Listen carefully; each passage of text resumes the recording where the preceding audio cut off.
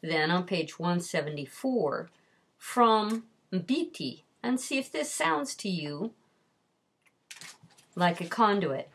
In describing divination, quote, "A certain amount of communication goes on between diviners and non-human powers, whether living or otherwise or both.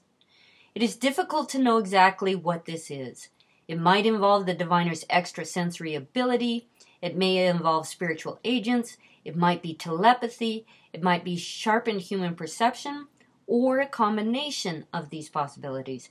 Whatever it is, divination is another area which adds to the complexity of African concepts and experiences of the universe.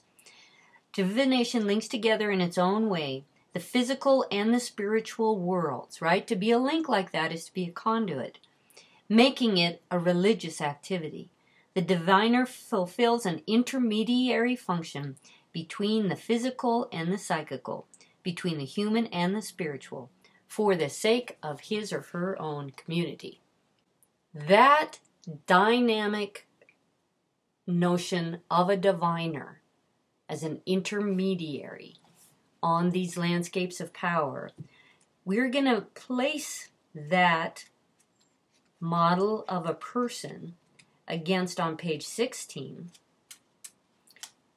the description of the anthropocentric ontology. So, here we go. On page 16, this expressed anthropocentrically, God is the originator and sustainer of man. Let's go think back here, right? A religious person stands as the most dominant image in this graph, and that's a really nice representation of an anthropocentric ontology, because God is the originator and sustainer of man.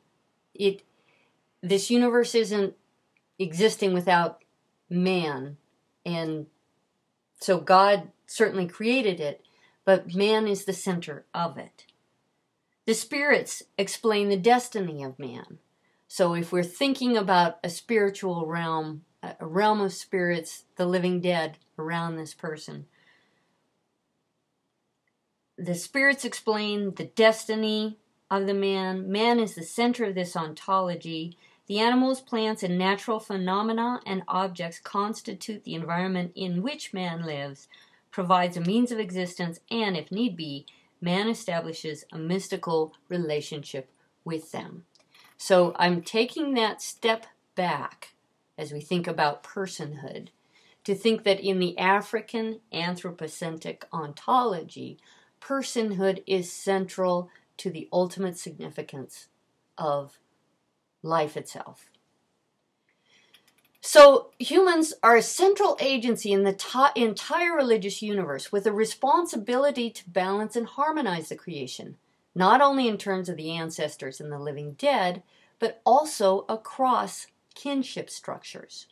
So not only might you need to do some navigating and pour some beer for a grandmother who seems to be troubling the neighborhood and needs to be remembered better than she has been.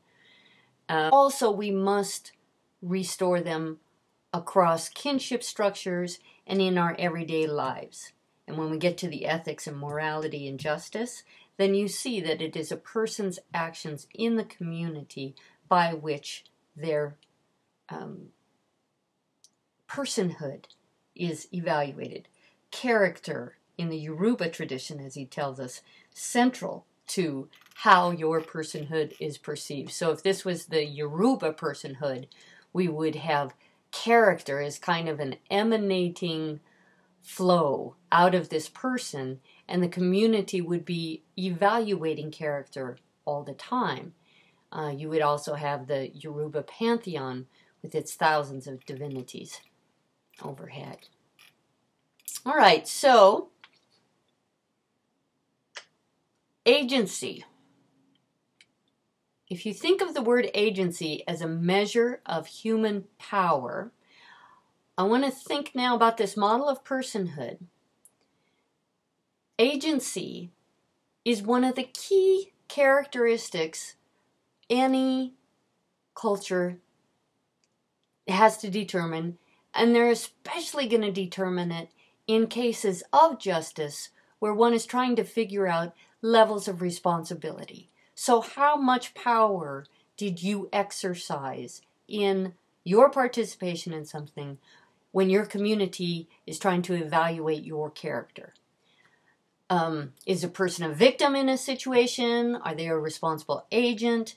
Now, these two titles, victim and agent, are very familiar to us in the West, and we might think of being somebody who's a victim or an agent of a crime, for instance.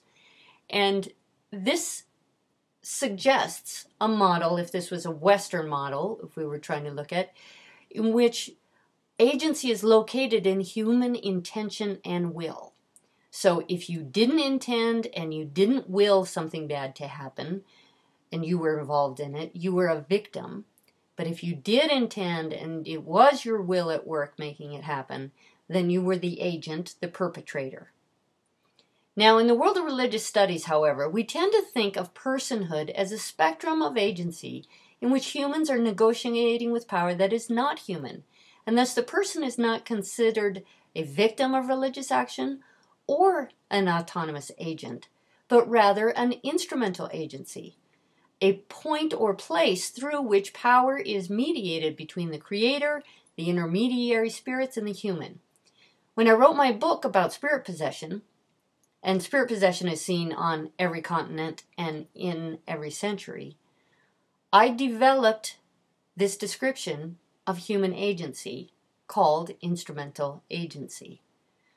The book is titled The Hammer and the Flute to depict just this kind of agency. Hammers don't raise themselves, but rather are instrumental in doing work, just like a medium that is possessed by spirits is instrumental in doing work.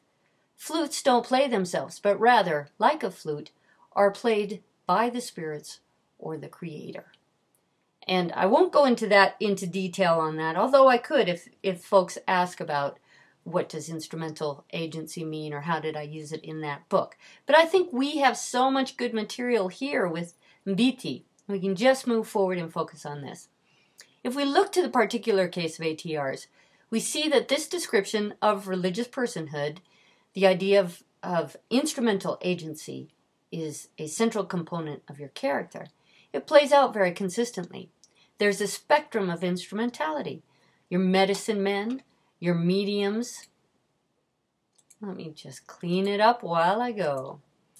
Diviners, rainmakers, rulers, priests, prophets, and religious founders all exercise different degrees of training, different degrees of authority. We saw that rainmakers, if there is like a flood, could literally lose their lives because they are understood to have had some agency, to have failed in their agency as rainmakers, as the mediators.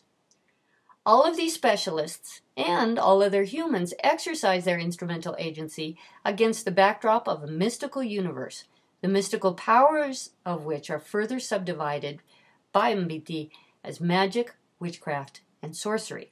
Because that's what Mbiti does in providing us with this ontology. He takes the larger issue, mystical power, and breaks it down into its component categories so we can understand the distinctions. The question of agency is then brought to bear on the question that faces the community when disharmony, imbalance, bad luck, death, or misfortune arises. What are we to do to correct the harmony? As instrumental agencies on this symbolic landscape, what is in our power to orchestrate in order to right the balance of power? So, I hope this effort to step back and think about the model of personhood that is at work in these chapters that we have read helps you to make that kind of meta understanding of just how different and perhaps how similar is the model of personhood that we are learning about in ATRs.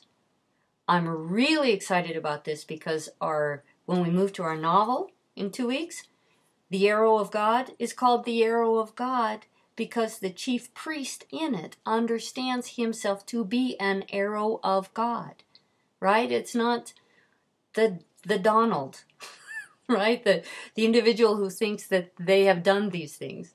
This is, the chief priest is the arrow of God. They are an instrumental agency in the work of the community. All right, take care.